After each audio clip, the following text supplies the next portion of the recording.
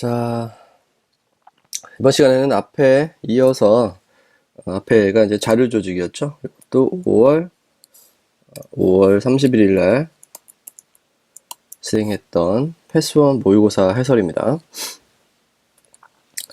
자, 1번부터 바로 볼게요. 자, 정보 서비스에 대한 설명 중 틀린 것은 1번 정보 서비스 기능에는 이거 맨날 하는 거죠. 정보 제공, 교육, 상담 지도, 특히 이제 안내, 영어로 가이던스라고도 해요. 그래서 이제 이 덩어리, 이 안내라는 표현하고 항상 상담 지도도 헷갈리면 안 되고요.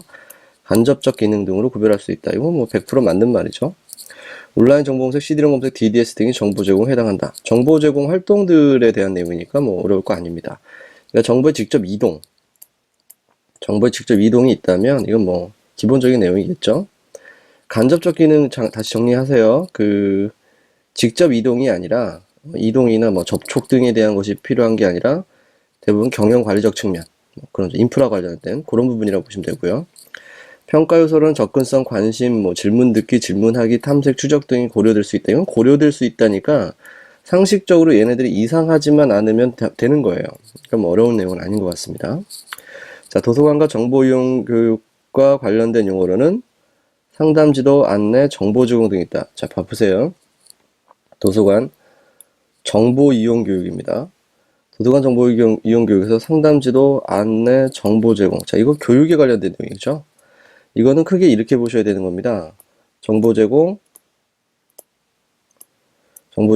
교육, 상담 지도, 안내. 위에 있죠? 안내. 이 틀 안에서 지금 교육 안에 들어가는 이거를 지금 다 따지려고 하는 거거든요. 근데 지금 이 자체 이거를 설명하면서 이 세 가지를 동시에 또 얘기하고 있는 거예요. 동시도 아니죠. 동시도 아니고 교육을 빼고 안내와 상담 지도를 같은 라인으로 놓고 지금 보고 설명하고 있는 거죠. 위에 지문하고 맞지 않는 그런 모습이 됩니다. 그래서 뭐 답은 4번 쉽게 잡을 수 있을 겁니다. 도서관과 정보 이용 교육과 관련된 용어는 보세요. 오리엔테이션, 교육, 서지 교육, 정보 리더십. 자, 그러니까 이런 문제들은요. 어떤 상식선에서 풀려고 한다 그러면 힘든 문제입니다. 상식으로는 못 풀고요.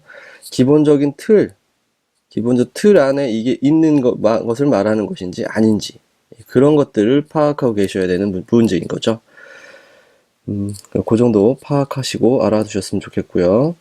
그래서 답은 4번입니다. 자, 그 다음에 다음 페이지 넘어가죠. 2번 보면은, 자, 밥은 정보봉사의 종합적 평가를 위해서 평가 단계를 참고, 이 밥의 3단계 기억나시죠? 우리 밥 3끼 먹는다. 이렇게 해서 외웠던 거. 참고 자원평가, 그 다음에 업무평가, 그 다음에 봉사평가. 이거 다시 말하면 서비스평가죠. 근데 여기서 얘기하는 자원평가 단계에 해당하는 것을 얘기하는 겁니다. 자원평가. 그래서 요거는 밑에 보지 마시고 위를 바로 보세요. 사설을 지원하는 보조 인력 규모.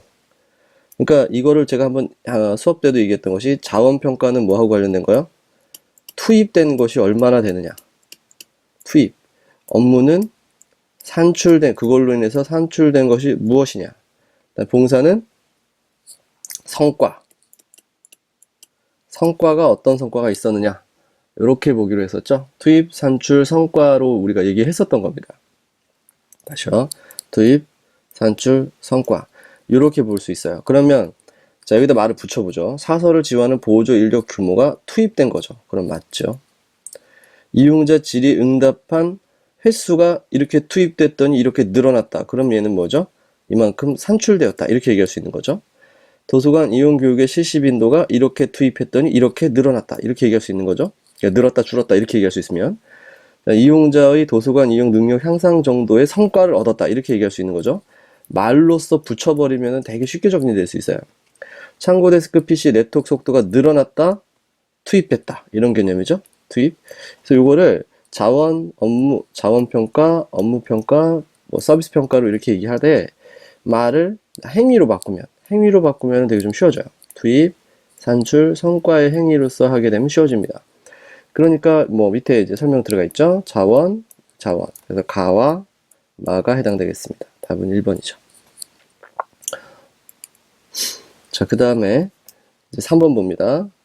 요건 제가 ACRL에서 제시한 정보 리터러시 기준 참 많이 말씀을 드렸을 거예요. 그러니까 이 정보 리터러시 기준. 자, 이 기준이란 말 좀 낯설 수 있는데요. 이런 거죠.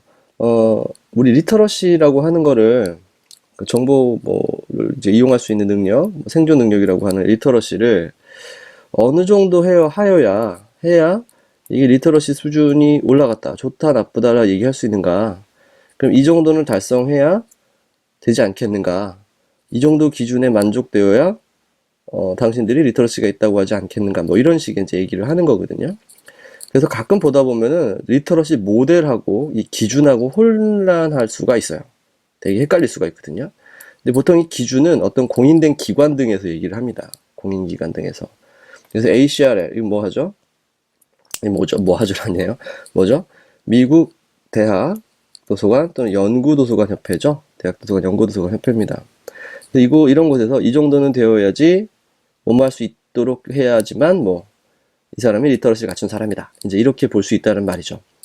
그래서 리터러시 기준에 해당하지 않는 것 이렇게 보게 되면은 기본적으로 다섯 가지를 얘기했었고, 상당수의 그 나머지 기준들이 이게 거의 이제 초기에 나오는 기준이거든요. 그래서 상당수 나머지 그 기준들은 이 다섯 가지 기준하에 기초해서 늘어나고 줄어들고 하는 편입니다. 모델도 이거에 기초해서 개발되는 경우들도 있어요. 그래서 보면은 일단은 알고, 접근하고, 평가하고, 사용하고, 그 다음에 사용을 할 때 이제 법적, 윤리적 사용, 이렇게 이제 판단을 하셔야 되는 겁니다. 중요한 게 이거예요. 이거 많이 헷갈리거든요. evaluate, 평가라고 하는 거 우리가 보통 마지막에 하잖아요. 그쵸? 상식으로 풀면 안 되는 거. 이건 외워야 되는 거거든요. 평가라고 하는 거는 마지막에 하는데, 이걸 지금 여기서는 요소만 물어봤지만, 실제로는 이 단계로 파악을 하셔도 돼요. 이거는 단계로. 이 평가라고 하는 과정 자체가 보통 끝에쯤 나올 거예요. 유지하고 그 다음에 evaluate가 나오게 된다면 그것도 맞지 않나? 이렇게 생각할 수 있겠는데, 주의하셔야 될 게 이건 내가 이용할지에 대한 평가입니다. 그 부분 좀 주의하셨으면 좋겠고요. 일단은 정보 사용 가진 학생 정보요구 성격과 범위를 결정할 수 있다. 내가 뭐를 문제의 정의, 우리 빅6 다 공부하셨을 거예요. 거기서 문제의 정의와 같은 컨셉이에요, 이거는. 그러니까 내가 뭘 알고자 하는지 자체를 알아야 되는 것.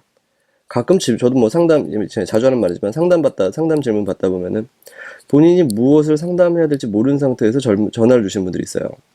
그러면은 이제 상담이 좀 돌고 돌다가 이제 그때 판단을 하게 되거든요. 그래서 과정상에서 알게 되는 경우가 있습니다. 하여튼 그래야지 문제 해결에 시작이 들어갈 수 있으니까요. 이제 내가 뭘 원하는지 알고, 그 다음에 접근하고, 그 다음에 이게 내가 이거 써먹을 만한 것인지 평가하고, 그 다음에 사용하고, 그쵸? 사용하고, 그 사용의 활용도는 이렇게 해야 된다. 이런 의미로 보시면 돼요.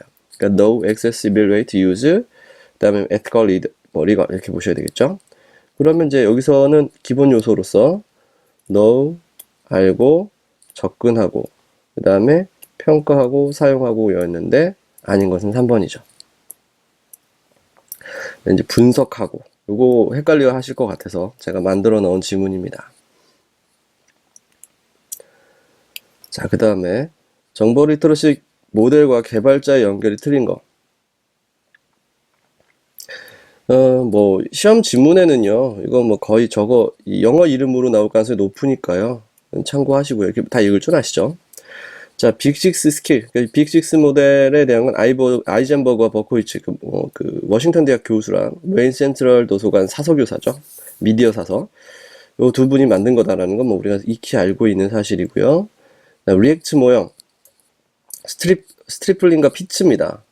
스트리플링과 피츠, 이거 됐고요. 그 다음에 P2K, AASL과 ACT, 요거는요, AASL과 ACT에서 이 모델을 개발했다 할 만한 것들, 기준이라고 볼 수 있는데, 이건 인포메이션 파워예요.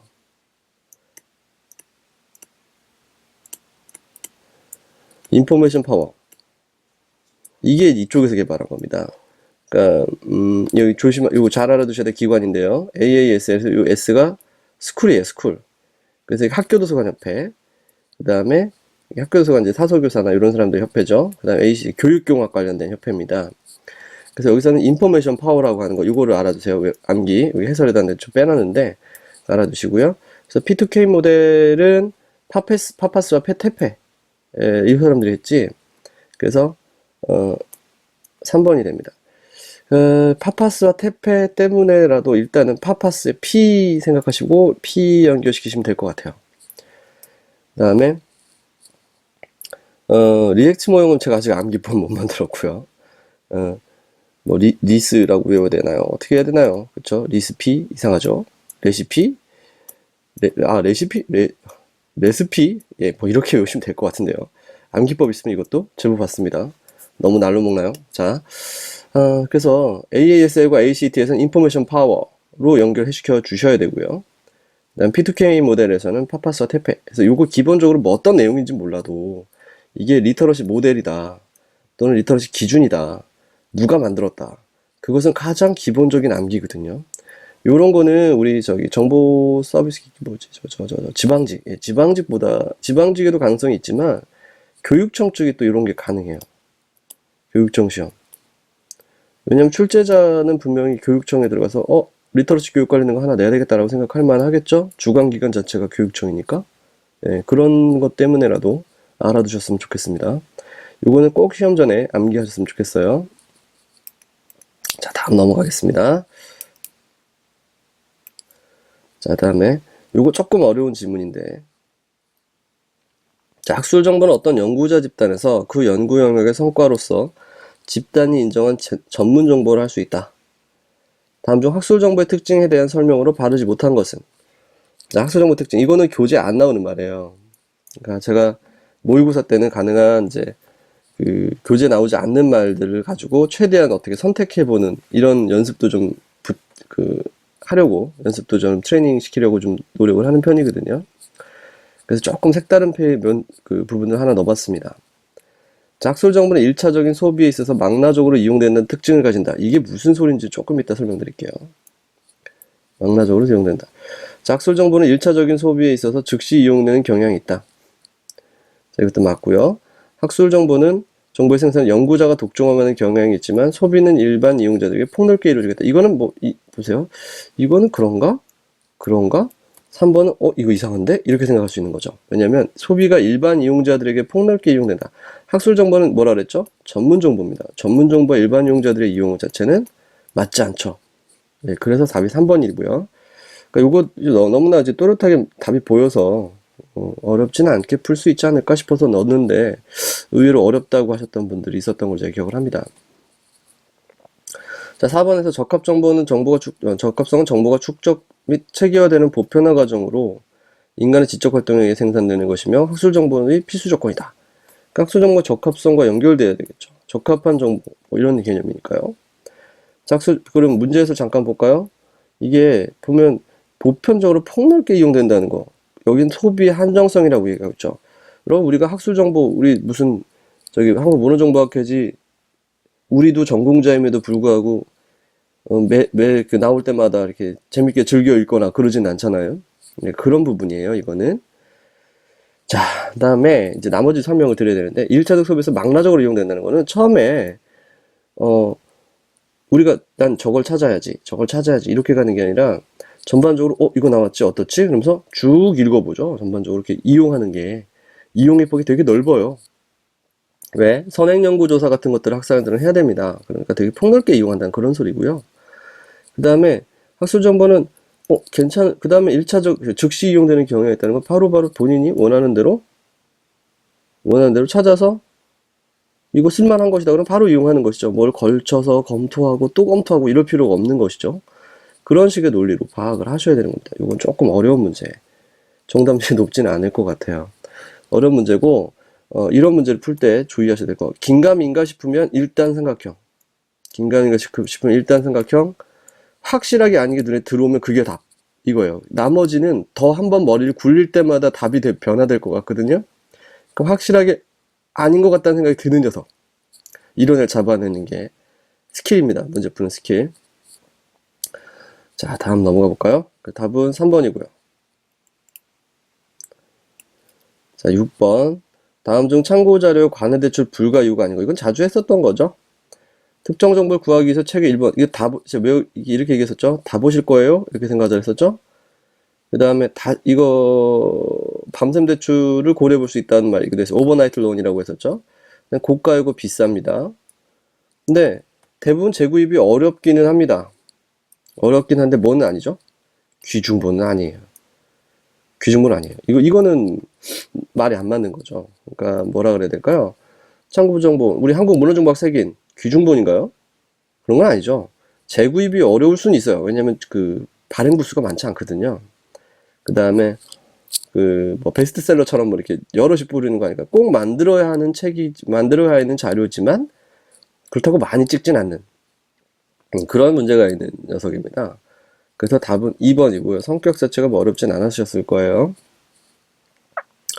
그래서 이거는 다시 한번 알아두셨으면 좋겠어요. 참고자료, 관해대출 불가유, 특정 정보를 구하기 위해서 그 책의 일부만 가지고 다 보실 거예요. 그랬었죠? 다른 분들도 보셔야 되는데요. 이렇게 생각을 했었죠? 그 다음에 다른 분들 선생님이 가져가시면 다른 분들이 못 보시는데 안 되지 않을까요? 라고 얘기가 되고, 비쌉니다. 다시 사기도 힘들거든요. 크니까 조심해서, 요 사이에 이제 밤샘 대출이 들어가야 되겠죠? 예. 그러니까 조심해서 들고 가세요. 뭐 이런 식으로 해서 제가 스토리를 외웠던 기억이 납니다. 자, 뭐 어렵지는 않았었던 문제 같고요. 이게 단순한 걸 물어볼 때 너무 깊이 생각하면 그 문제는 정말 어려워집니다. 단순한 거예요.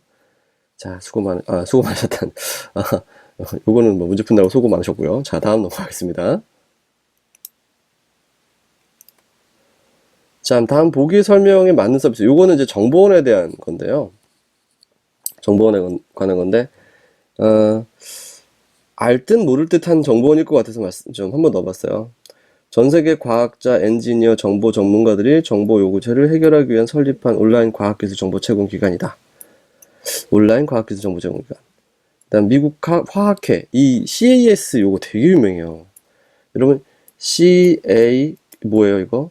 Chemical Abstract로 요절했었죠. 거기에 서비스입니다. 여기 있죠. Chemical Abstract Service. 그 CAS 또는 CA Search 이런 말로 하면 다 화학이다. 또는 ACS라고도 있어요. ACS. 이거 화학입니다. 이런 약어들로 하면 화학 분야라고 알아두시고, 근데 얘가 화학만 하겠냐 이거죠. 여러분 만두집으로 유명해지면은 만두집으로 아주 유명해졌어요. 그럼 거기서 만두만 팔까요? 가끔 라면도 팔고 냉면도 팔고 그러지 않을까요? 그쵸? 그래서 화학, 공학, 건강안전, 수학, 물리학, 지구과학 이런 애들도 추가되는 거예요. 왜 CES에서 이런 걸 하지? 이렇게 생각할 수 있는데 방금 전에 말씀드린 그 내용과 똑같은 거예요. 만두집으로 성공하면 라면도 팔고 냉면도 팝니다. 이건 라면, 냉면 부가적인 것들이죠. 메뉴에 다양하죠. 예, 그렇게 생각하시면 돼요. 그러니까 이 데이터베이스들, 정보원들 그런 스타일들이 상당히 많습니다. 사이언스 다이렉트 같은 케이스죠. 원래는 과학기술 분야에서 출발을 했다가 지금은 뭐 사회과학도 들어가 있고 인문도 일부 들어가 있고 그래서 전주제 분야 정보원이 돼버린 그런 케이스죠. 여기서 답은 3번입니다. STN 인터내셔널이라는 과는 정보원이고요. 자, 스코퍼스 요거는 뭐 전 분야 인용색인이죠. 인용색인에 대한 부분이라 보시면 되고 인용색인 사이언스 다이렉트는 방금 전에 설명드렸고요. 네, 이게 원문 데이터베이스고 그게 이제 특징이고 다이렉트자 들어가면 원문 DB다 말씀드렸습니다. 렉시스는 법률 정보고요. 넥시스는 뉴스 비즈니스 이런 쪽이죠. 이 N이 뉴스예요, 뉴스. 렉시스는 로우 법이고요. 어렵지 않는 이거 뭐 나머지 지문들에서 이거 렉시스 이거 아닌 것 같은데? 라는 말. 그다음에 나머지 뭐 인용이란 말 한마디도 없죠. 인용도 아닌 것 같은데. 그다음에 원문 제공이라든가 이 CAS하고 연결된 거는 사이언스 다이렉트는 아닌 것 같죠. 그래서 3번. 이런 식으로 골라내기를 바라면서 낸 문제입니다. 그래서 같이 좀 알아서 받으셨으면 좋겠고요. 이 정보원이 어딨나요 싶으셨던 분들은 제가 좀 불안했던 게 뭐냐면 희한하게 참고정보원 우리가 많이 보는 책 있죠. 참고정보원이나 이런 책에 안 나오는데 비중이 좀 있었던 녀석 있죠. 그게 이제 정부학 책에 나와요. 이게 이경호 교수님 정부학 책 있죠. 거기에 나온 정보원이라서 조금 신경이 쓰였어요. 그래서 한번 넣어봤습니다. 자, 그 다음 8번 볼게요. 현재 미국에서 활동 중인 변호사 K에 대한 간략한 인물 정보를 구하고자 할 때 참고할 정보원. 자, 여기서 이런 지문에서 이제 포인트를 잘 잡으셔야 되는데요. 변호사 K, 이 정보원에 대한 문제죠. 참고 정보원. 자, 인물입니다. 또 역시 인물 정보예요. 근데 그 성격이 간략한 인물 정보입니다. 그러면 미국에서 활동 중인 변호사 K의 간략한 인물 정보라. 포인트는 간략한. 그러면 딕셔너리, 디렉토리, 바이오그래피 뭐 이런 개념 기억나시죠? 자, 그러면 봅시다. 아메리카나 애뉴얼? 아메리카나가 뭐죠? 백과사전의 애뉴얼이니까 이거는 보유편이에요, 보유편. 그러니까 밑에 보시면 즉답형 정보원 백과사전 연감이라 되어 있는데 이 아메리칸 애뉴얼은 일종의 매년에 발생되는 추가적인 내용들을 집어넣는 그런 보유편적 개념이 좀 있는 그런 정보이라고 보시면 됩니다. 그 다음에 바이오그래피 인덱스는 뭐 어떤 걸 의미할까요? 전기색인이죠. 전기색인. 그리고 이것도 될 수 있지 않나 생각하실 거고 월드 후즈 후. 자, 이거는 100% 뭐죠? 간략한 인물 정보니까 다이렉트로 구할 수 있는 거죠. 이거는 인물 정보를 바로 확인할 수는 없어요. 근데 얘는 인물 정보를 바로 확인할 수 있어요. 후주는 임명록이니까요. 그래서 답이 3번이죠. 간략한 인물 정보. 임명록을 의미하는 거죠. 그 다음에 콜롬비아 게지티어 오브 더 월드. 여기선 게지티어 이것만 알면 되는 거죠. 지명사전이라는 개념. 어렵지 않았을 겁니다. 그래서 답은 8번의 답은 3번입니다.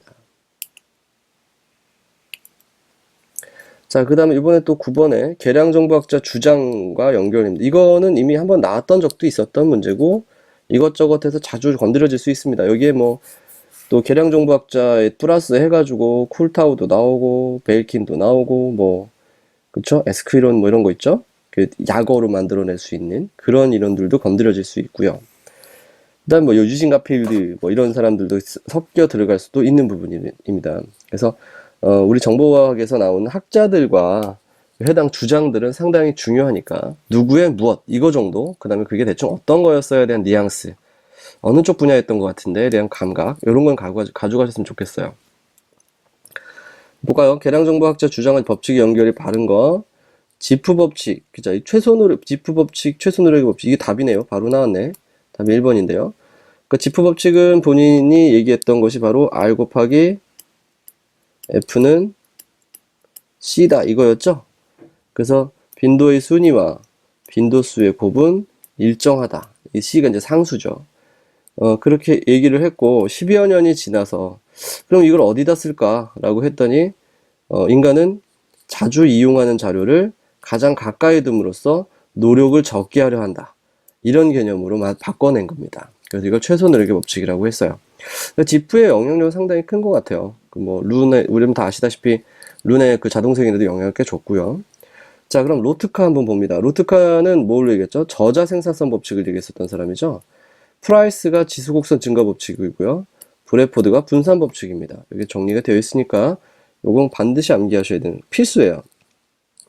그 다음에 브래포드 법칙에서 분산 법칙이라고 하는 말을 자주 쓰는데 이 브래포드 법칙은 두 가지로 구성되어 있죠. 그래프 법칙과 서술 법칙. 서술 법칙. 이게 하나로 이게 설명하기가 힘들었던 거예요. 이게 하나의 체계로서 만들어진 것이라기보다는 그래프로도 한번 설명하고 말로도 한번 설명해야 학술 잡지 분포 현상 자체가 또렷하게 나타난다. 이렇게 볼 수 있었다라는 거 보시면 될 것 같습니다. 자, 로트카 법칙에서도 여러분 공식 나오죠. 공식.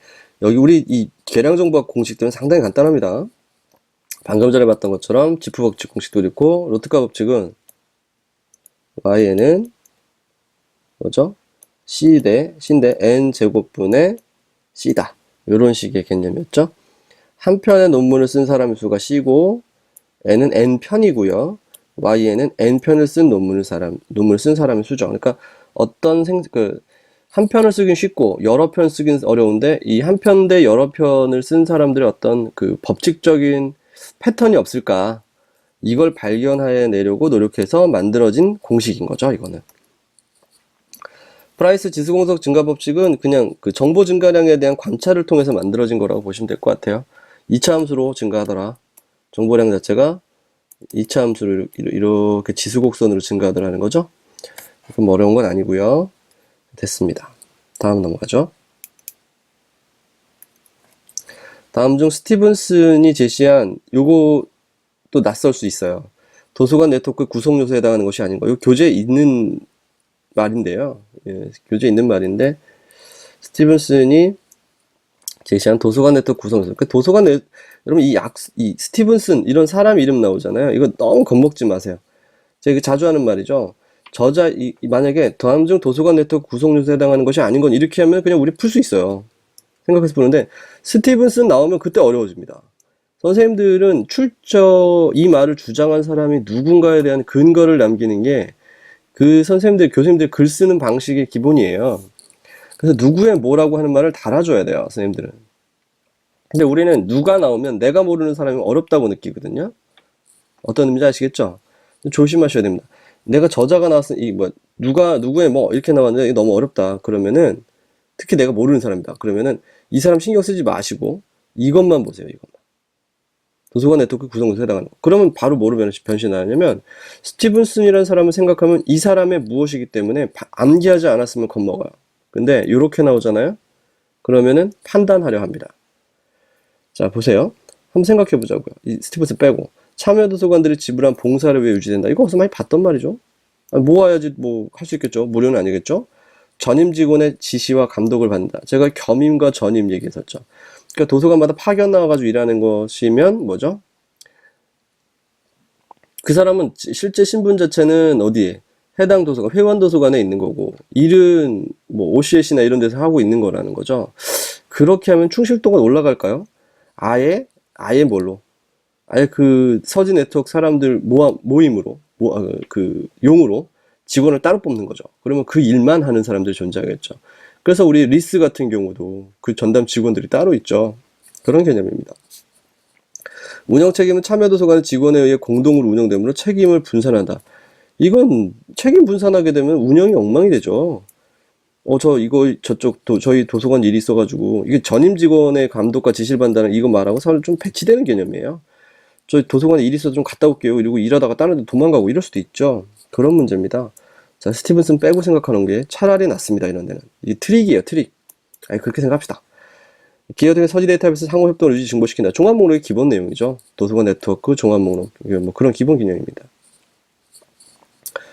아시죠? 자, 가능한 기왕 모여서 뭔가를 해결하려고 한다면 모여서 집중해서, 그쵸? 효율적으로, 그 다음에 여기만 일하는 사람들을 모두 모아서 이렇게 보는 게 효과적이다 라고 보는 겁니다. 그래서 3번의 내용을 참고하시면 될 것 같아요. 자, 알겠죠? 사람 이름 나왔다고 해서 겁먹지 마시기 바랍니다. 뻔한 내용인 게 많아요. 자, 다음 보겠습니다.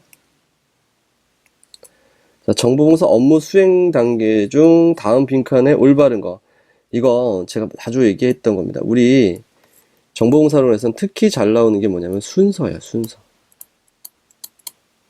어떤 순서와 관련된 것들이 잘 나오는 편입니다. 자, 순서를 나타낸다는 것을, 순서라고 하는 거는 제가 이제 가끔 얘기하지만 무엇을 의미하는가. 이 순서대로 해야 효율이 있다는 거예요. 이게 가장 좋은 효율을 만들어내는 단계라는 거죠. 과정이라는 겁니다. 여러분, 공장에서 이게 그런 사고랑 비슷한 것 같아요. 과학적 사고. 공장에서 생산을 할 때 생산 라인이 있죠. 처음에는 뭐 자동차 하면 처음에 바퀴부터 낄 수는 없잖아요. 기본적으로 휠 만들고, 그 다음 단계로 뭐 나사를 나사 고일 수 있는 공간도 만들고, 그 다음 바퀴 끼고, 그 다음에 나사 다시 조이고, 이런 과정이 있어야 가장 빠르고 효율적으로 차를 조립해 나갈 수 있겠죠. 그쵸?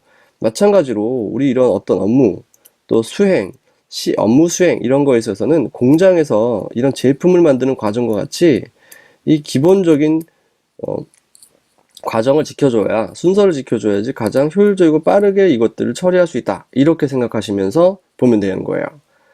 우리 이미 알고 있는 내용입니다. 머릿속으로. 근데 말로 하지 않았을 뿐이지. 그래서 이러다 보니까 이 효율에 대한 것, 그래서 나오는 뭐랄까요, 시험 문제, 그다음 그 시험 문제들을 요구하는 건 이런 효율에 대한 거, 과정을 자꾸 물어보는 거죠. 자, 봅시다. 참고 정보봉사 업무할 때 질의 접수하고요. 무슨 질이구나 확인합니다. 이 사람이 뭐 묻고 싶구나 확인합니다. 그래서 이런 말을 하려고 했지라고 해서 질의를 도출해 냅니다. 여기서부터 질의를 도출하면 일단 뭘 따져가야 될까요? 여기서 포인트가 조심하셔야 될 게 이거예요. 정보 입수 전략 설정이에요. 입수 전략 설정. 5번 먼저 볼게요. 그 다음에 검색 전략 따집니다. 그 다음에 찾아보는 거거든요. 답은 당연히 4번인데요. 여기서 입수 전략의 설정이라고 하는 게 우리가 이렇게 생각하기 쉬울 것 같아서 제가 여기다 빈칸을 넣은 거예요. 검색 결과 전략 설정하고 검색한 다음에 이제 이거 어떻게 입수하지? 라고 생각할 것 같다는 거예요, 우리가. 어떤 의미인지 아시겠죠? 그러니까 이게 여기 들어갔다라고 생각하는 사람들이 있을 것 같아서 그래요. 아닌데. 그래가지고 이걸 넣은 거거든요. 입수 전략이야 뭐 전략 검색 전략 짠 다음에 하면 되는 거 아닌가? 만약에 검색 전략 설정해서 짰어요. 만들어 결과 나왔습니다. 근데 못 가면 어떻게 할 거예요? 그쵸? 그러니까 그러면 이 형차한테 선생님 찾았는데요. 못 구하는 자료예요. 라고 얘기할 수는 없잖아요. 그죠? 그러니까 정보 입수 전략 설정부터가 중요합니다. 그래서 보통 카츠 이런 말 했었죠. 그게 어디 있는지 안다면 일반적으로 그건 맞다. 뭐 이런 얘기 한 적 있잖아요. 그러면 어디 있는지 안다는 것, 그게 입수 가능할 것이라는 것, 그렇죠? 이런 걸 타진하고 그 다음에 검색해서 그것을 입수해 줄 수 있어야 되겠죠. 이용자한테 제공할 실제로 입수할 수 없는 자료를 알려준다는 거는 뭐 그렇잖아요. 공허한 소리죠. 그렇게 판단을 하시는 게 맞다라고 보는 거죠. 그래서 입수 전략 설정이 먼저 들어간다. 요걸 꼭 알아두세요. 왠지 요거 상식으로도 판단이 안 되는 것들이 암기 지점이거든요. 이거 딱 그 영역입니다. 자, 11번 답은 그래서 4번이고요. 자, 12번 봅니다.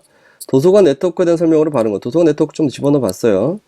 자, 1876년 협동에 중점을 둔 미국 도서관협회가 창설되고 난 이후부터 확대되기 시작했다.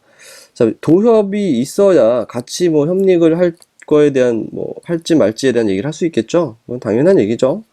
그래서 이때부터 확대되기 시작했다는 말은 당연하고요. 도서관의 효율적 운영을 궁극적 목적으로 한다.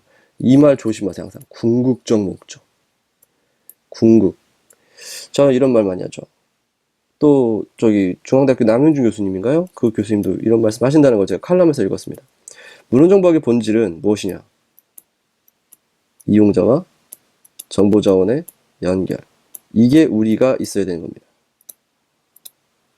근데 만약에 이용자 정보자원이 연결되는 것이 직접 가능하다. 그럼 우린 필요 없죠. 그럴 리가 있을지는 모르겠습니다만 직접 연결이 가능하다면 우린 필요가 없게 되는 것이다. 이런 말 제가 자주 하는데요. 자, 그러면 이게 본질이라고 해야 하면 이게 궁극이라는 거거든요. 궁극. 그럼 이용자와 정보와 연결을 하려면 도서관의 효율적 운영을 그 네트워크를 만드는 거는 누구 때문에 만드는 건가죠? 네트워크를 만드는 거는 이용자 때문에 만드는 거죠. 우리는 정보 쪽에 있는 사람들이잖아요. 그렇죠? 이용자 쪽에 있는 거죠. 그러면 이용자하고 연결시켜야 되겠죠. 그러니까 도서관의 이용 효율이 아니라 왜 효율적 운영을 하느냐. 그것도 궁극적 목적은 이용자다라는 거죠. 맨날 했던 거지. 그러니까 어려운 건 아닙니다. 학술 연구를 위해 외국 자료 주제별 또는 지역별로 여러 도서관들이 분담하여 만나서 수집하는 계획인 파밍턴 플랜. 이건 이미 시험에도 한번 나온 적 있죠. 이게 분담 수석 계획이었죠. 중요한 겁니다. 분담 수석. 파밍턴 플랜. 과학적 커뮤니케이션이 국제적 관심사가 되어 연방정보 주요한 역할을 시작했어요. 그래서 이 과학적 커뮤니케이션, 이게 되게 중요한 이유가, 자, 다란데요. 답은 3번인데요. 과학적 커뮤니케이션이 되게 중요한 이유가, 그 20세기 초, 이때 제가 자주 요즘 들어 이제 말씀을 많이 드리는데, 20세기 초는 과학기술 발달의 어떻게 보면 이렇게 뭔가, 혁신적 변화가 상당히 컸던 시기입니다. 전쟁도 있었고요. 그렇죠? 전쟁도 있었고, 아인슈타인, 상대성 이론, 그죠? 또, 양자역학, 다 이때쯤 나와요. 19세기 말에서 20세기 초에 해당하는 요 기간은요, 우리 문헌정보학 책 맨 앞에 나오는 정보의 폭발, 정보의 홍수, 그거의 시작점이에요. 특히 20세기 초에서 이 뒤로 넘어가는 전쟁, 2차 대전 있죠. 1차 대전의 초기에 나왔으니까 2차 대전부터 시작된 이 지점들은 정보의 폭발 시기입니다. 그래서 이때를 기점으로 상당히 많이 잡거든요. 그리고 이제 20세기 중반에 또 미국과 소련의 냉전, 미소 냉전, 이 부분도 상당히 큰 정보량 폭발을 만들어 온 시기입니다. 이렇게 되면은 뭘 많이 발전시켜야 되겠어요? 나라들에서 살아남기 위해서는 과학, 요걸 발전시켜야 되겠죠. 그러면 과학자들의 어떤 국제적 교류와 과학 발전에 대한 요구, 이런 것들은 커질 수밖에 없었겠죠. 그러니까 미국에서는 당연히 여기다가 많이 쏟아넣는 겁니다. 그런 얘기도 있어요. 미국은 법과 제도, 변호사들이 먹고 살기 딱 좋은 나라다라는 말을 하기도 합니다. 먹고 살기 딱 좋진 않네요. 변호사들이 소송거리를 그렇게 찾아다닌다 그러더라고요. 그 기원이 있는 것 같아요. 미국에선 특허를 정말 잘 보장을 해줬대요. 특허법. 기술자들이 유럽에서 개발해봤자 자기 기술이 특허를 별로 인정받지 못하는 거야. 근데 미국에 가면 이게 내 거예요. 대대손손 20년 동안 특허법의 보장을, 대대손손 20년은 아니지만 20년 동안 내가 만든 기술에 대한 독점권을 유지하면서 살 수 있단 말이에요. 그러면 본인은 발명하느라고 쏟아부었던 모든 재산 만회하고도 엄청나게 많은 재산이나 뭐 어떤 경제적 이익을 취득할 수 있었겠죠. 그래서 미국으로 과학자들이 무지하게 넘어가고, 세계대전 때 소련이나 어떤 뭐 나치를 피해서 독일 과학자들도 상당히 많이 미국으로 넘어갑니다. 그때 움직였었던 것들이에요. 연방정부. 이건 미국 연방정부죠. 그런 식으로 개념을 좀 잡아주시면 돼요. 배경지식 설명입니다. 잡아주셨으면 좋겠어요. 됐고요. 자, 그 다음에 다음 문제 보겠습니다. 자, 이제 정보 검색이에요. 자연화 통제의 발전 단계별로 바르게 나열한 거. 자, 이건 조금 제 줄여서 표현한 느낌이 있는데, 줄여서 표현한 듯한 느낌이 들 텐데요. 자, 일단은 자연화 통제어. 여러분, 자연어에서 통제어로 발전했을까요? 통제에서 자연어로 발전했을까요? 그러니까 지금 여기서 나오는 부분은 자연어대로 가려다 보니 이거 아닌데 싶은 거예요. 통제하고 있는데 이거 자연어가 아니라 자연어가 좀 뭔가 문제가 있는데 싶었던 것이죠. 그래서 통제어, 그래서 자연어에서 통제어로 발전한 겁니다. 이건 그렇게 읽으셔야 될 것 같아요. 자, 그러면 여기서 해설을 놓고 제가 설명 바로 드리겠습니다. 일단은 자연어의 한계가 지각됐어요. 자연어 한계가 뭐죠? 맨날 나오는 거 동음어와 동음이어. 이거에 대한 문제가 발생했어요. 그래서 이거 자연어 통제어 쓰는데 이런 거죠. 어떻게 보면 통제어를 우리는 이미 써왔잖아요. 분류표 같은 게 통제어니까 이렇게 하면 되지 않아? 근데 컴퓨터에서 딱 들고 나온 게 자연어예요. 그래서 자연어로 좀 몰려봤었어. 그러니까 요 위에 있는 내용하고 착각하시면 안 돼요. 요 내용은 이게 좀 자연어에서 통제어로 이렇게 막 흐름 나오는 부분인데, 통제어가 그래도 필요하다라는 그 싸움에서 이제 얘기입니다. 이거는 요즘 새롭게 제가 교재에서 넣지 않았던 부분인데, 수업 때는 안 들었던 내용인데 한번 참고하셨으면 차원에서요. 일단은 자연어가 뭔가 문제이지 않아? 라고 생각을 하게 됩니다. 그래서 자연어보다 통제어도 좀 필요할 것 같은데, 그럼 뭐 기존의 분류표 같은 단순 통제 이런 거 말고 좀 괜찮은 거, 새로운 걸로. 근데 통제어의 편향과 자연어 대 통제어의 논쟁이 시작됩니다. 논쟁이 시작돼요. 그러면 통제어의가 필요하긴 필요하구나. 그래서 통제어의가 대체로 서지 데이터베이스 시스템에 적용되기 시작해요. 그러니까 이게 아예 안 되는 거. 자연어를 썼을 땐 분명히 이건 도저히 컨트롤 안 되지 않는 영역이죠. 그래서 통제어의가 시스템에 적용되는데, 통제어 자체가 우리가 대놓고 통제어를 입력하시오 이런 식으로 볼 것은 아니고, 자연어와 함께 묻혀서 사용되는 것. 이게 이제 보이지 않는 통제어이다. 이렇게 보시면 되는 거예요.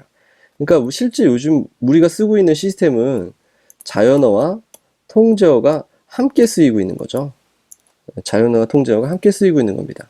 그러니까 처음에는 우리 이제 이런 식으로 보시면 되고, 흐름을 이렇게 잡으면 되거든요. 통제어에서 시작했다가 자연어가 등장했는데 사람들이 열광했는데 자연어에 한계가 있어. 그래서 자연어와 통제어를 같이 써자. 이렇게 과정으로 바뀌었다. 이런 부분. 특히 자연어의 구문 표현이 좀 좋지 않잖아요. 그런 부분들이라고 보시면 될 것 같아요. 자, 이런 식의 흐름으로 잡아주시고, 여기서 자연어에서 통제어로 갔다는 얘기는 이런 부분들 때문입니다. 특히 이런 논쟁의 시작 때문에. 그건 앞에서 그렇게 말씀드린 거예요. 그러면 밑에 있는 대로 다 순서는 이거죠. 그러니까 기본적 흐름에 대한 것만 좀 잘 이해하셨으면 좋겠습니다. 자, 다음 넘어가 볼게요. 자, 이번엔 피인용 반감기에 대한 설명입니다.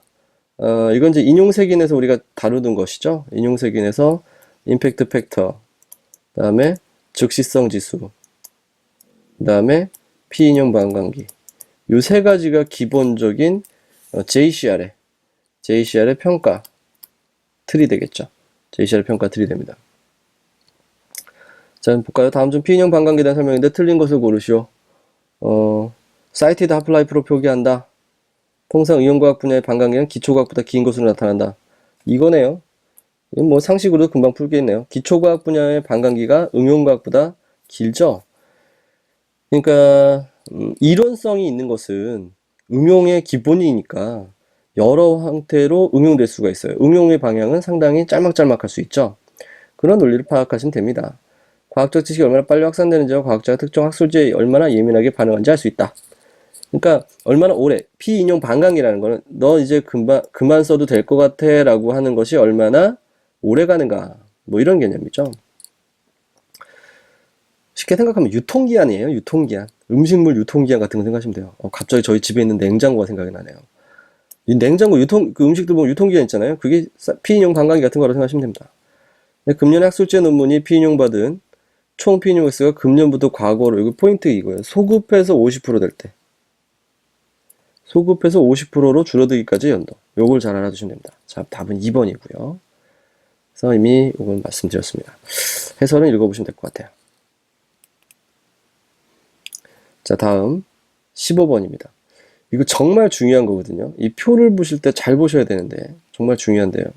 요즘에 여기 나오는 등장 용어들이 계속 저 보이고 있어요.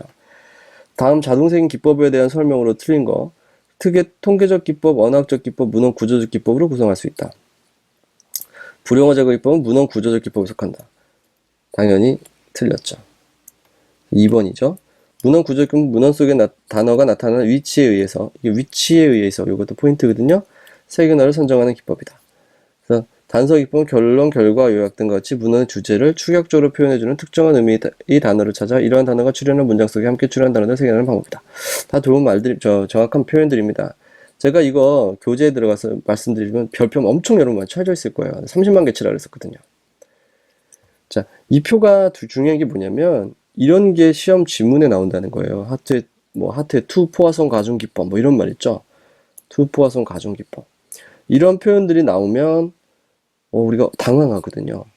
그래서 뭐 문헌 빈도 이럴 수 있어요. 다음 중 통계적 기법에 해당하지 않는 거 이렇게 나오면서 어떤 의미인지 아시겠어요?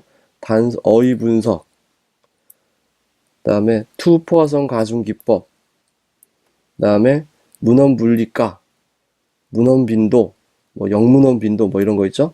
이런 용어들을 뽑아내면은 이 앞에 있는 애들에서 어디에 들어가는지를 알고 풀어야 되는 거죠. 그런 것 때문에 헷갈릴 수 있거든요. 이제 주의하셔야 되고요. 자, 또 하나 관점은요. 이렇게 문제를 내면은 이거 뭐지? 이러시는 분들이 있어요.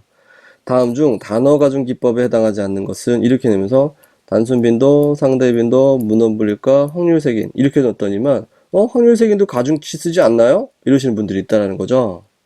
뭔지 알겠죠? 확률 색인은요. 투파성 가중 기법이라고 하는 단어 가중 기법과는 다른 가중 기법을 쓰는 겁니다. 오케이? 단어 가중 기법에 포함되어 있지 않잖아요. 단어 가중 기법은 크게 몇 가지? 3가지에서 사용되는 방법이에요. 확률 색인 기법은 별도의 가중치를 사용하는 방법을 넣습니다. 아시겠죠? 그런 부분들이 중요한 것 같아요. 자, 그 다음에 언어학적 기법도 단순 기법, 그러니까 언어학적 기법이 불용어 제거 기법이 있겠지. 구문 분석, 의미 분석 이렇게 3가지가 들어간다. 그럼 문헌 구조적 기법은 비통계적 기법에는 들어가나 언어학적 기법에는 해당하지 않는다. 이런 식으로 보는 거죠. 아시겠죠?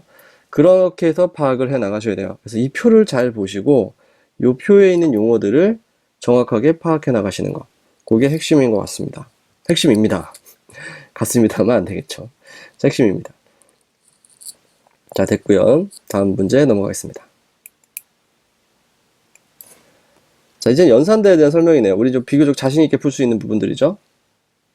자, 불리한 논리는 탐색 지리에 있는 여러 개념에 대하여 상대적 중요성을 나타낼 수 있는 가중치 메커니즘이 불리한 논리는 없다. 가중치 개념이 불리한에는 없는 것은 우리 맨날 봤던 거죠. 없습니다. 해봤자 0 아니면 1이었죠. 그래서 이런 것들 이제 이진 표현, 이진 어쩌고 이렇게 나타내요. 이진 가중치. 이진수니까 그런 거예요. 말만 어려워요. 자, 인접연산자는 검색어들이 어느 위치에 있는지를 제한하여 검색하는 기능이 있다. 인접연산자는 어느 위치에서 우리가 인접연산자를 위치연산자라고 하죠. 위치연산자의 종류에 이제 그 문장 구조, 문단 구조, 구조 연산자 같은 거 있었죠. 그 다음에 인접연산자. 근데 구조 연산자는 거의 제가 쓴 건 보지 못했기 때문에 대부분 인접연산자를 이제 위치와 관련된 거라고 봅니다. 절단은 검색어를 입력할 때 불확실하거나 입력이 번거로운 경우 긴 단어나 구의 일부분을 생략하고 나머지 부분만 검색어로 사용하는 게 맞죠. 자, 비교연산자는 주제제한 기법에 주로 활용되면 완전 틀린 말이죠. 주제제한 기법을 쓸 수가 없죠. 비교연산자는 등호부등호인데, 그렇죠? 등호부등호인데 출판형 같은 기관의 비교에 사용하거나 때는 문헌범을, 그러니까 이게 틀렸어요.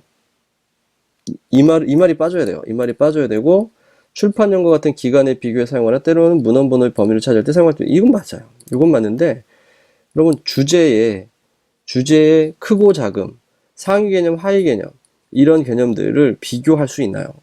기계가. 안 되죠? 주제의 크기 비교라는 것은 말이 안 되죠. 어차피 비교연산자는 양적 측면에서만의 비교를 나타내는 건데, 주제 제한 기법이라고 하는 건 질적 영역이란 말이죠. 어떻게 보면 이건 사용되지 않는다가 아니라 사용할 수 없는 거죠. 그렇게 판단하시면 됩니다. 어렵진 않은 문제라고 판단되네요. 다음 넘어. 자, 17번. 자, 재현율 정확률의 문제점에 대한 설명으로 옳지 않은 거. 재현율의 경우는 소장 레코드 양이 적을 때 측정이 가능하다. 재현율이 항상 우리 그 문제점이었잖아요. 재현율의 문제점이 뭐였었나요?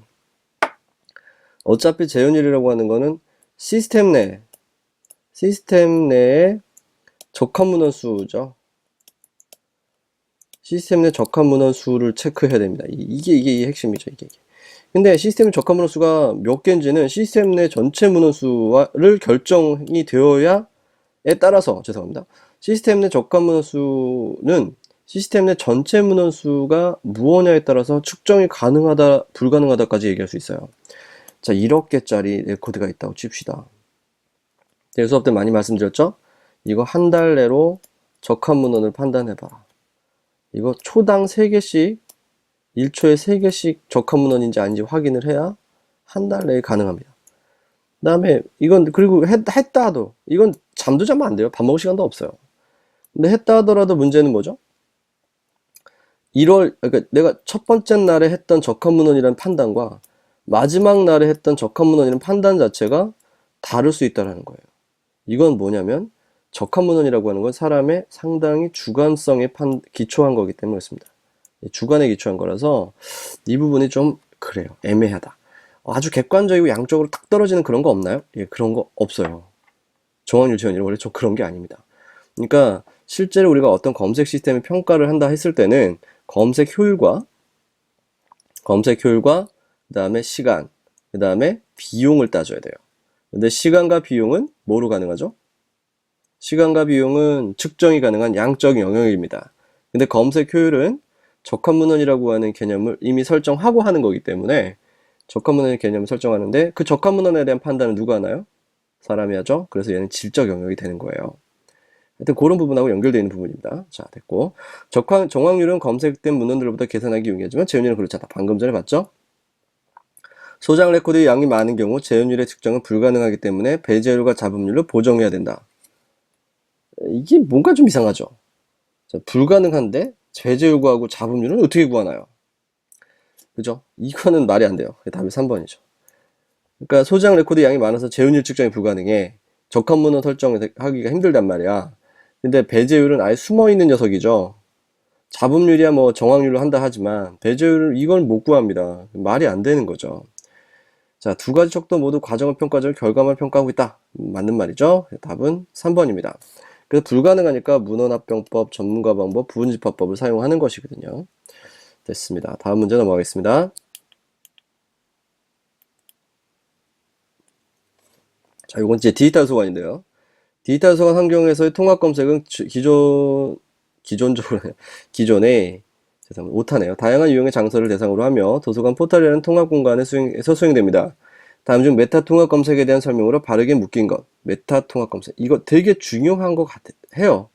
이미 시험에도 나왔고, 국회 시험에도 등장했었고, 과거에 등장했었고, 뭐 임용 때도 우리 뭐 지방직 때도 보이고 하는 건데, 왜냐면 이게 문제 내기가 참 좋고요. 우리 문헌정보학에서 상당히 중요한 영역이에요. 그래서 이 메타 통합 검색 또는 통합 검색의 방법, 기본적으로 꼭 알아두셔야 되는 거.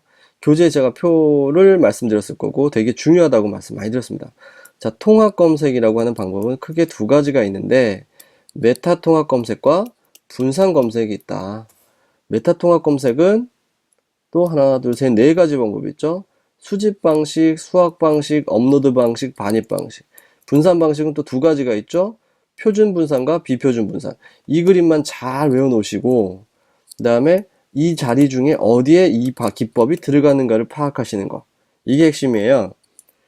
통합 검색 대상의 장서, 데이터베이스로 수집된 개별 자원의 메타데이터를 로컬 DB로 통합하여. 자, 로컬 DB가 존재하는 요 메타 통합 검색의 제일 중요한 게 통합하는 DB가 있다는 겁니다. 통합 DB. 그러니까 우리 콜리스넷 뭐 유니캣 이런 거에 업로드되는 게 바로 이 통합 DB거든요. 메타데이터를 통합하는 DB. 메타 통합 검색 방식 기억은 100% 맞네요. 수학 방식 방금 했죠? 수학 방식, 웹로봇 수집 방식, 업로드 방식, 반입 방식 있다. 이것도 맞죠. 다양한 유형의 통합 검색 대상 시스템이 분산되어 있는 상태를 검색 질의를 요청하여 처리하는 방식을 말한다. 자, 일단 뭐 기억, 니은만 들어가도 대충 4번인 게 바로 보이죠? 네, 한번 또 따져볼까요? 유형의 통합 검색 대상 시스템 분산되어 있는 요 키워드죠? 분산되어 있는 상태를 넘어가다. 그럼 이쪽이에요. 대표적인 기술 지상구 조목 나오면 100% 여기입니다. 여기. 분산 검색. SRU, SRW, SOAP, UDDI 등이 해당한다. 이건 100% 이쪽이고요. OCLC, 캐리스 종합목록 같은 서지 데이터를 수집하는 경우에 많이 사용하는 방식, 요게 바로 요거죠. 그러니까 방금 전에 우리 캐리스 유니캔 얘기했고요. OCLC 월드캣 같은 게 이제 이런 데 들어갈 수 있는 부분들입니다. 밑에 해설 잘 봐두시고요. 요거 구별하는 거 상당히 중요해요. 분산 검색의 대표적 기술 있죠. 지상9.50, SRU, SRW, 그 다음에 SOP, 그 다음에 UDDI. 이런 것들이 분산 검색 방식이다. 요 비슷한 것도 시험에도 나온 적 있죠.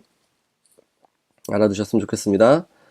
자, 됐고요. 다음 넘어갈게요. 자, 다음에 19번. 이것도 종종 워터마킹, 핑거프린팅. 이거 시험 지문에 DRM 이런 거 하면서 자주 나오는 녀석이죠. 디지털 콘텐츠 저작권 보호 기술에 대한 설명인데 원가에 알맞은 것 짝 지은 겁니다. 자, 요거는 아예 그냥 외워놓으시면 딱 좋은 거죠. 콘텐츠 내부에 소유권자나 판매권자의 정보가 삽입된다. 뭐는 구매자 정보가 삽입된다. 따라서 뭐를 이용하면 불법적으로 콘텐츠를 재분배한 구매자가 누구인지 밝혀낼 수 있기 때문에 구매자들로 하여금 불법적인 재분배를 방지할 수 있다. 구매자 이걸 얘기를 하고 있는데, 자, 디지털 워터마킹은 여기 다 들어가 있는 말이지만요. 간단하게 정리를 좀 하겠습니다. 이거 자꾸 왔다 갔다 움직이니까 어지러우시죠? 자, 디지털 워터마킹은 답은 4번 어렵지 않게 잡을 수 있는데요. 자, 디지털 워터마킹과 디지털 핑거프린팅이에요. 자, 얘는 보호하는 방법. 이건 둘 다 컨텐츠를 보호하기 위한 기술인데, 디지털 워터마킹은 일단은 누가 한 거냐면, 여러분 워터마킹 제가 수업 때 많이 말씀드리지만은 종이 뒤에다가 이렇게 희미하게 기관 로고 같은 거 찍는 거죠. 그거 누가 찍는 거야? 주체가 기관이에요, 기관. 그러니까 이거는 그걸 제작한 사람일 거예요. 내 거 제작한 사람 거. 핑거프린팅은요, 구매하는 사람, 사는 사람 거예요. 구매한 사람 거. 그럼 지문을 갖다가 물건 파는 사람이 자기 지문 찍어갖고 물건에다 자기 물건 파는 사람 지문 찍어서 여러분들한테 팔진 않잖아요. 제가 이거 샀어요 라고 인수할 때 지문 찍죠. 그렇죠? 그걸 비유라고 생각하시면 돼요. 그러니까 내가 그거 사가지고 내가 사는 겁니다 라고 했을 때 그때 지문 찍는 거다 이렇게 생각하시면 돼요. 그러니까 여기서는 구매자가 소유자예요. 여기선 제작자가 소유자고, 저작권에 대한 소유자, 그런 개념이죠. 그러니까 저작권 소유가 누구한테 있느냐, 그 다음에 상품 자체 구매 그 내용이 뭐가 있느냐. 그러니까 이거는 저작권에 대한 소유자라고 보셔야 되고, 구매는 상품을 내가 돈을 주고 샀으니까에 대한 구매입니다. 소유입니다. 자, 그런데 제작자 같은 경우는 이 사람이 만약에 이미지 파일을 예를 들자고 많이 말씀드리죠. 이미지 파일. 이거 다른 사람이 내가 이 이미지를 내가 최초 제작한 사람이오라고 마구 주장하고 다닌다면, 내가 최초 제작자임에도 불구하고 다른 사람의 제3자의 이미지 파일의 소유권 주장에 우리가 대응할 수 있어야 되겠죠. 이건 아니잖아. 그러면 그 사람한테 일로 와봐. 그 이미지 가져와.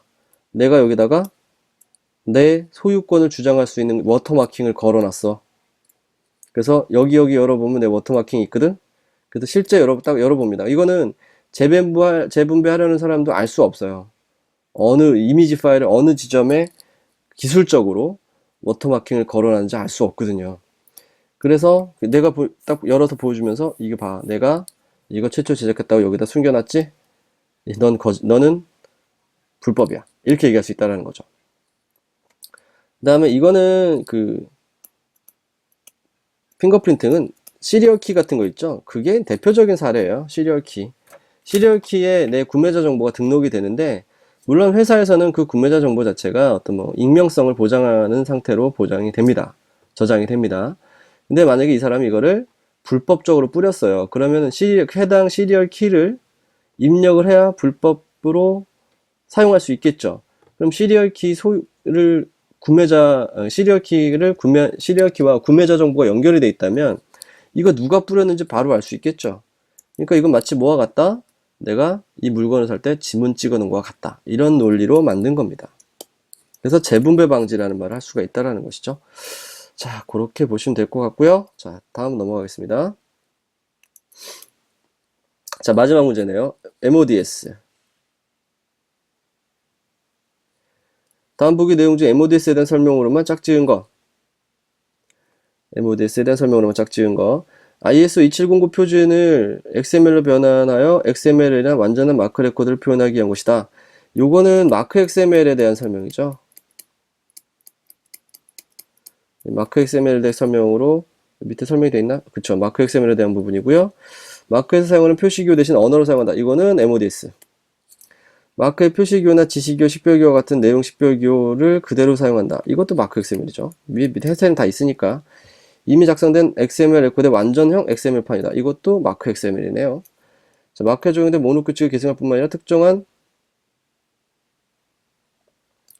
목록 규칙에 의존하지 않는 기술도 인정한다. 자, 요게 MODS에 대한 설명입니다.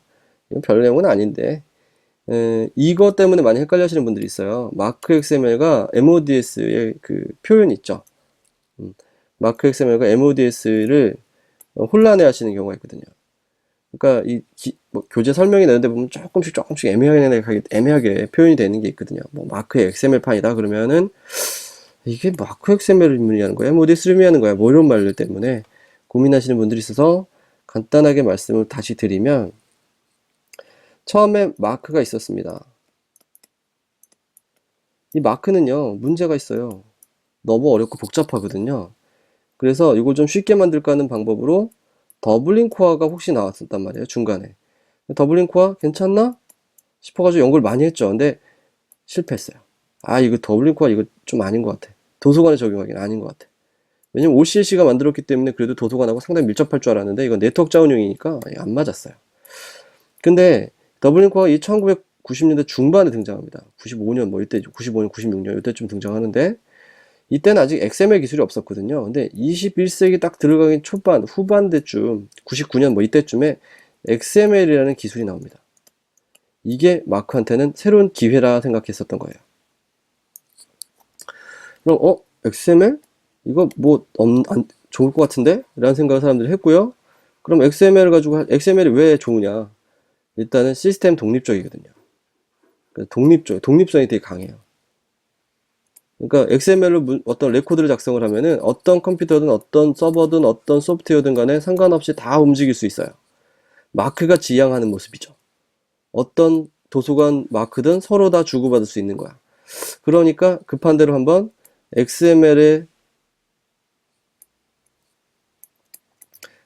마크에다가 XML을 한번 입혀볼까?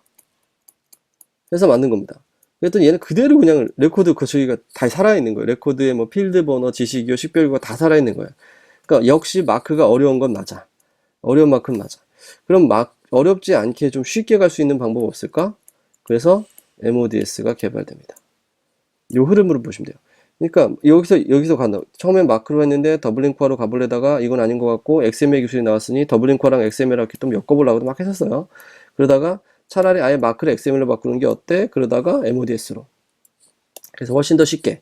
어떻게 보면 이제 더블링 코어적 특징과 마크의 특징 이런 것들이 좀 어느 정도 절충되어 있지 않은가. 이렇게 보시면 되겠죠. 그래서 MODES 설명 보면은 뭐 오닉스와도 호환이 되고 뭐 기존 마크와도 호환이 되고, 이 호환된다는 말을 잔뜩 써놓은 이유가 그런 것 때문입니다. 자, 이렇게 해서 해설 마무리하도록 할게요. 자, 수고 많으셨고요. 시험 잘 보시기 바랍니다. 마무리하겠습니다. 수고하셨습니다.